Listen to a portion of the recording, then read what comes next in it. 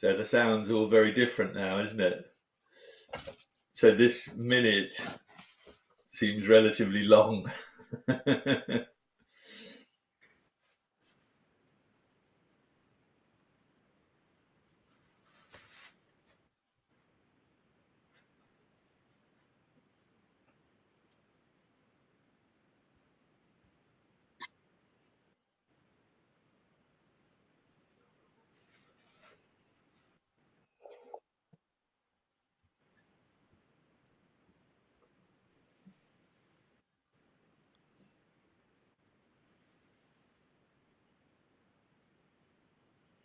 Well, hello everybody. I'm very pleased to welcome our audience, and we're going to talk about the arms race of jargon, better communication for better decision making. And I've got two people here in the room who, between them, I think know a lot about this. And one of them is Stephen Kahn. He's the executive editor of The Conversation International. And that is an organization that it's a daily newspaper online that tries to simplify the complex, particularly academic work. And they have about 120 journalists worldwide doing that. And then I also have Joanna Chataway, who does a number of things. One of them is she's head of science, technology, engineering, and public policy at the UCL. But importantly, she's also principal investigator of a major UK funding organisation, which is funding something called the International Public Policy Observatory. And that's all about how research can be taken up by policymakers, how it can be synthesized. So basically, it's all about communication. And both our friends here believe that unless we connect and relate better to our audiences, as one of them said to me, we're storing up big trouble. So both believe that communication of knowledge helps inform better decision making. So I'm going to ask a couple of questions to both of them, and let's hope they give different answers, or perhaps vigorously agree. Anyway, look, both of you present, in a sense, represent two ends of the spectrum of knowledge production and communication.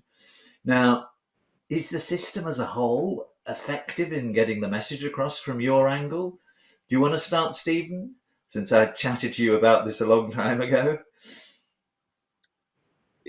I'm happy to, Charles, and thanks very much for having me here, and lovely to be talking about this with Joanna.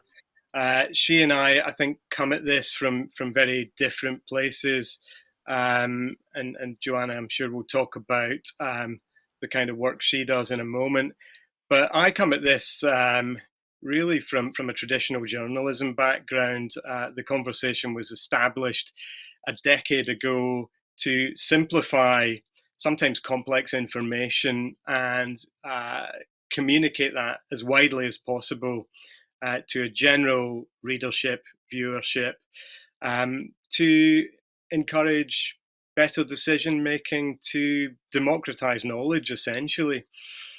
And I guess, do I think the system's well set up for that sort of dissemination of information in a clear and candid way?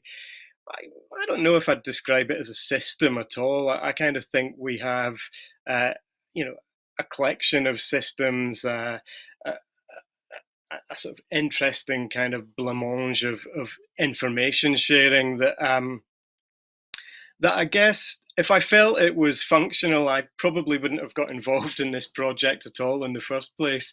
I think, some people inevitably share information, share knowledge in a very clear and concise manner, and do so skillfully. And that, I hope, encourages better decision making by policymakers, and a better conveying of that information by bureaucracies. But I think all too often we see examples of confused communication, and I don't know if that's really any one person or one system's fault. I think as you've introduced this session, by describing it as an arms race of jargon, I think that that's something that we are dealing with. I think that we've arrived in a position where, whether it's through insecurity or a desire to display great knowledge, people will fall back on jargon, will use terminology that is quite often understood by small groups of people, select groups of people, and is often just kind of completely indecipherable to a general audience, a general readership. And I think often those groups, those select little groups of people, those bubbles, are smaller than we realize. And I'm guilty of this. I think everyone's guilty of it in certain circumstances or in certain communities. If you put me in a room, if this was a discussion between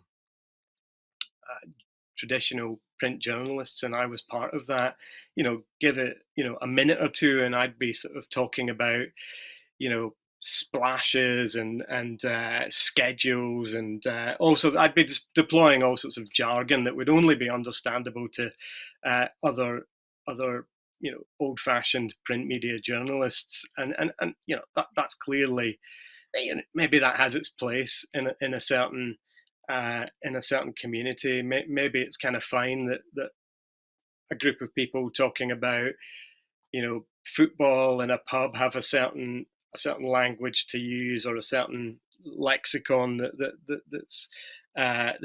works well within that community, and maybe that creates a certain kind of bonding, and maybe it has its place.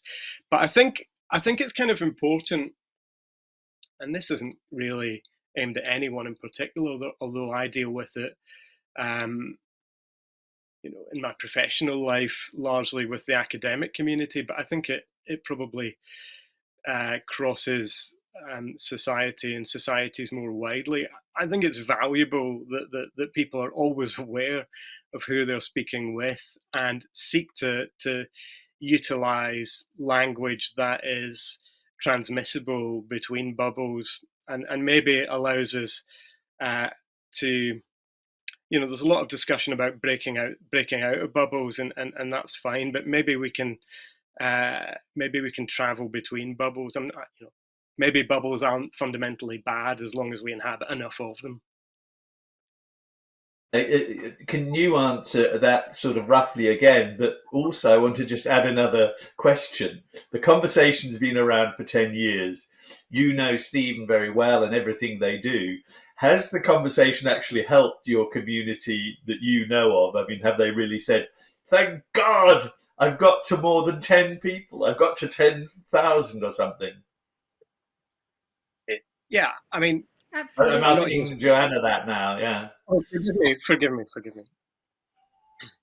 Yeah, no, I think the conversation has had a big impact, and we all love the idea that we can convey our research, convey the knowledge we're creating to a much broader audience. I really do think increasingly academics value that, and I think it's part of a kind of maybe cultural shift in a way that's happening in universities and in academia.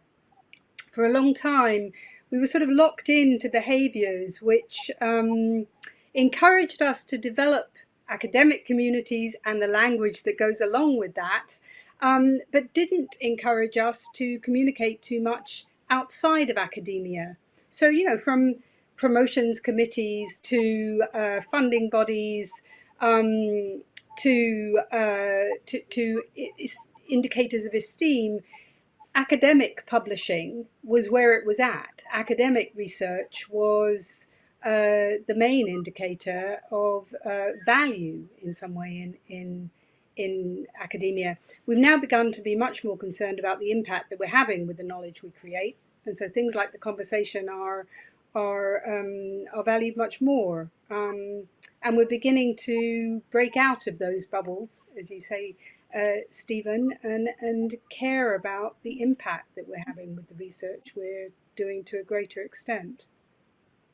So just sticking with you for a moment, Joanna, I mean, jargon is in the title of our conversation. It's not everything. There's more to life than jargon.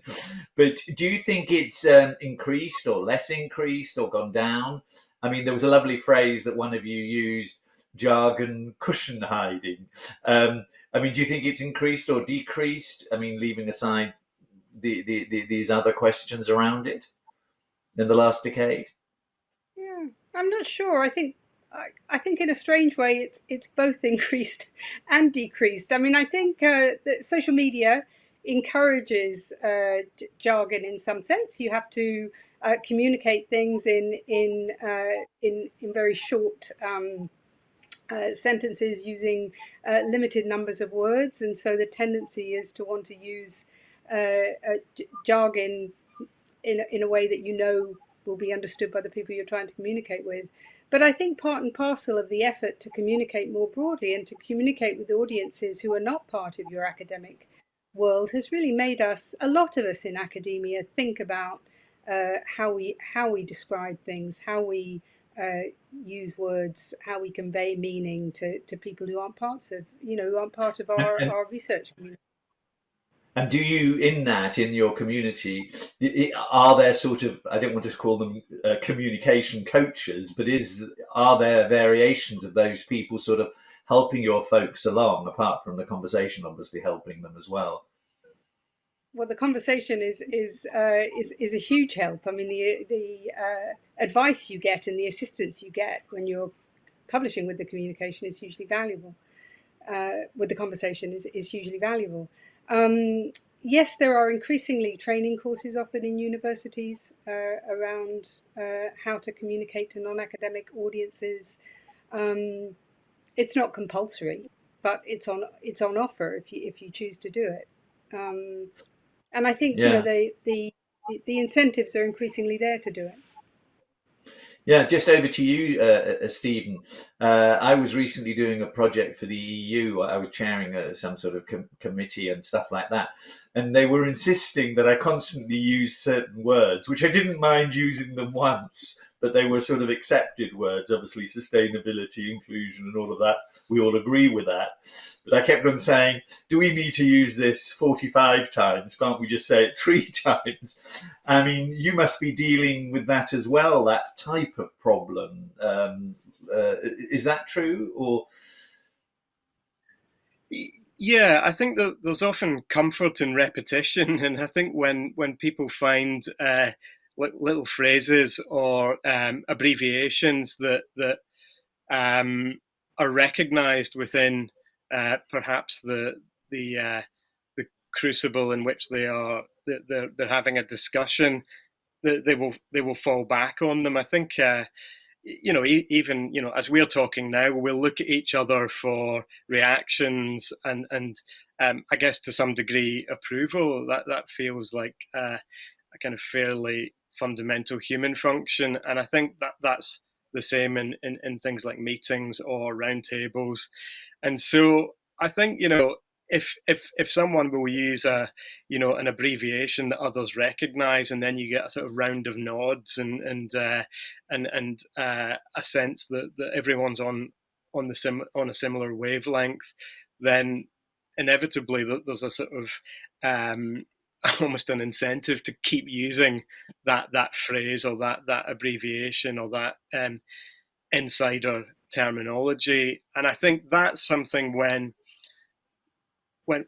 we are engaged in a discussion or a form of communication that its fundamental purpose is to reach out um, of that group, then I think we have to sort of push back against that. I guess that sort of instinctive reaction, and I would sort of say even within those sort of discussion groups where we all kind of know, well, we think we all know what we're all talking about. Often that's not the case, and I think it sort of behoves us all to kind of provide ourselves with a regular mental check and ask the question, do I need to use that abbreviation? Do I need to use that jargon? Could I say this more simply, even though it might not impress or make me feel comfortable in this community. Yeah, going over to you again, Joanna, because I think that so often you see stories sometimes in newspapers or other media, and it's obviously come from research, and you think, "My God, isn't that wonderful?" or something like that. And I wish I'd known that beforehand, but often you don't really find a link to explore it further. So you've got the lovely story of, let's say, research, but you can't then often dig deeper. Do you think that's true, or basically what I'm saying is storytelling seems to be a key, one major asset that could be used? I definitely agree. I think storytelling is hugely important. Certainly in my world, in the world of policy, being able to tell a good story and have a good narrative is probably as important in some sense as the research that we undertake. Because the stories connect pieces of research, don't they? And they create the meaning from the research. Yeah, And that's a task in itself. That requires commitment, and it requires time and energy. So developing the stories is not straightforward, and I think part of the developing the stories is creating the meaning, knowing what the significance of the research that you're doing is. Um, and that's a particular skill, a particular type of ability that some of us have, and some of us have to work hard at. yeah. I mean, I know that the journalists like Stephen try to tell stories, and you tell them well.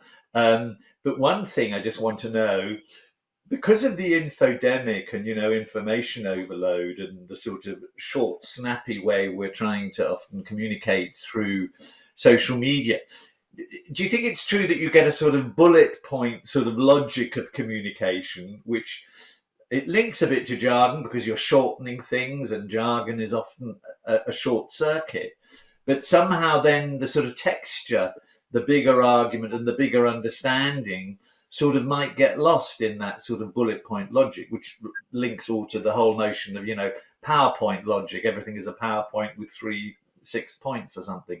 What do you think, Stephen? Yeah, I would unsurprisingly agree that well, fundamentally, I would agree that narrative is crucial, and that clearly won't come as a surprise to you or anyone watching this, given what I do. I think that there has been a tendency and a sort of celebration of the bullet point approach, the simple approach of presentation of facts, and that there is absolutely a place for that. We live in a very high paced, rapidly moving world in which the consumption of facts kind of whiz around like sort of bullets, and I think, as I say, I think it's there's absolutely a place for that.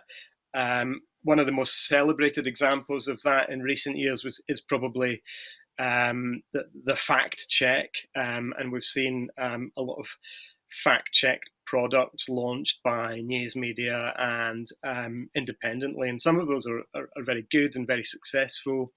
I think, though, they can only take you so far, and I think the degree to which they change minds and opinions is somewhat debated, and it may be that they are often used by people who want those facts to support a certain argument.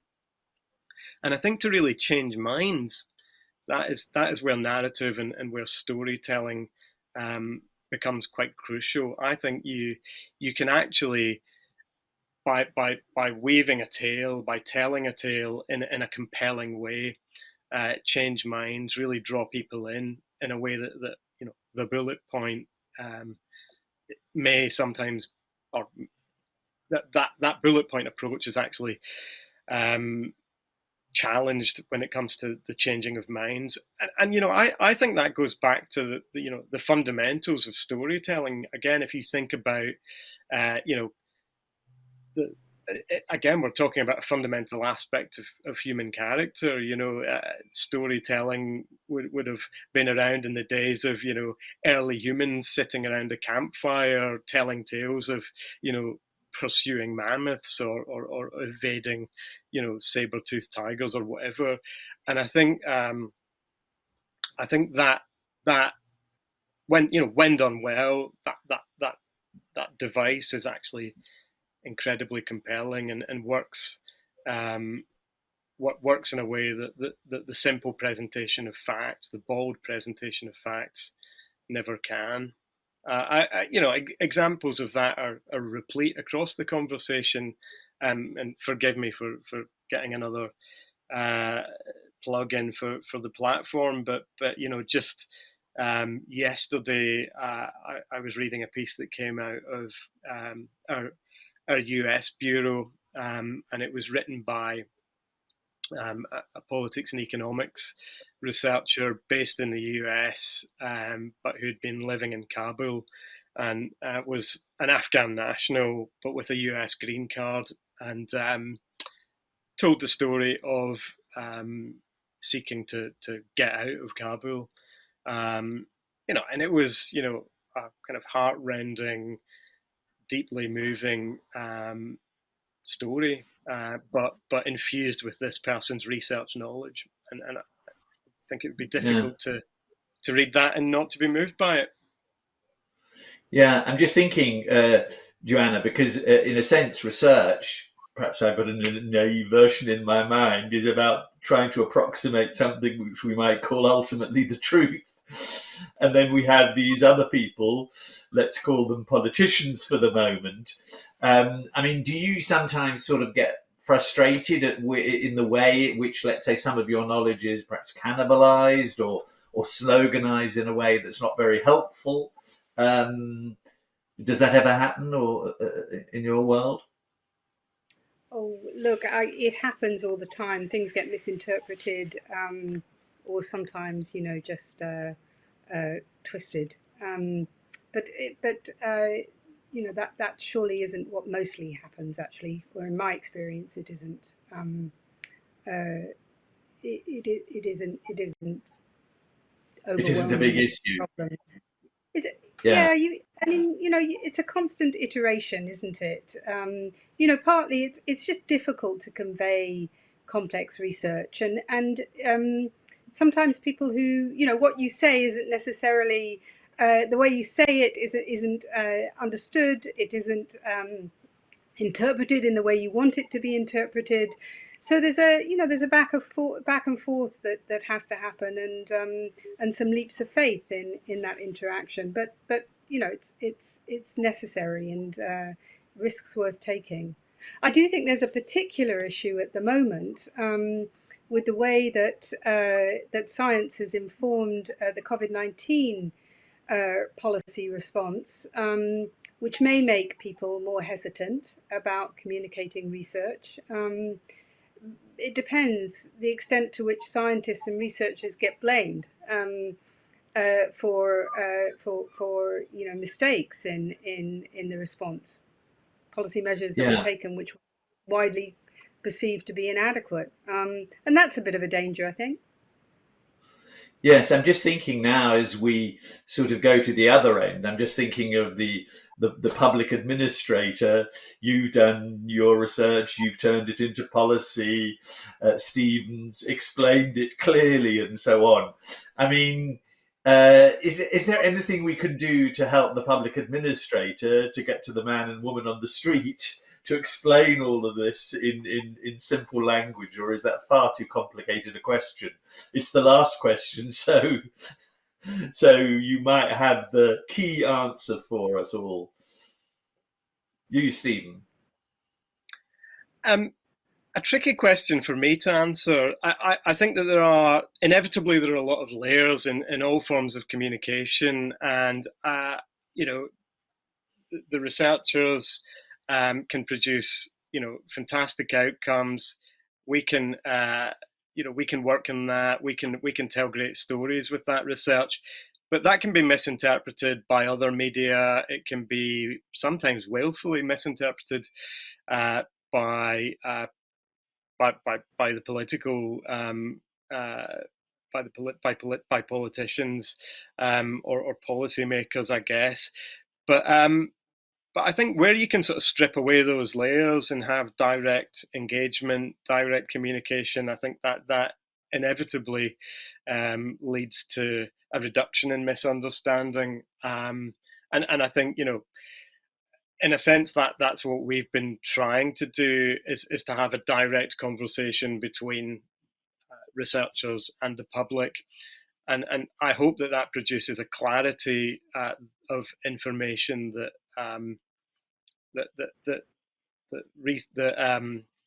policymakers can also find useful and valuable. So, Joanna, what about you? Do you think there's anything one can do to get that public servant to be able to clearly state what it was all about that you put together from research via policy? I think Stephen's got it absolutely right there. I think it's about the dialogue. And I think I wouldn't expect to create policy as a researcher. I would expect what I aim for is that my research, the evidence that I and colleagues put together can inform policy. So it is the dialogue about how what we've done should inform what public administrators do and policymakers do that I think is absolutely vital. It's not an easy transfer. It's not something I can hand over. It very rarely works like that. Translation is not that simple. It's a co-creation, a co-production in some sense. No, that's a nice rounding off. I can feel this seamless thread. I'm just looking at you and thinking of you in your office, Joanna, and then there's this beautiful research that is then moulded in various ways and comes out the other end. So look, thanks a lot for having this conversation about, I think, one of the most important topics around. So see you all soon, and thank you very much. Thanks for having us. Thank you. Bye-bye. Bye.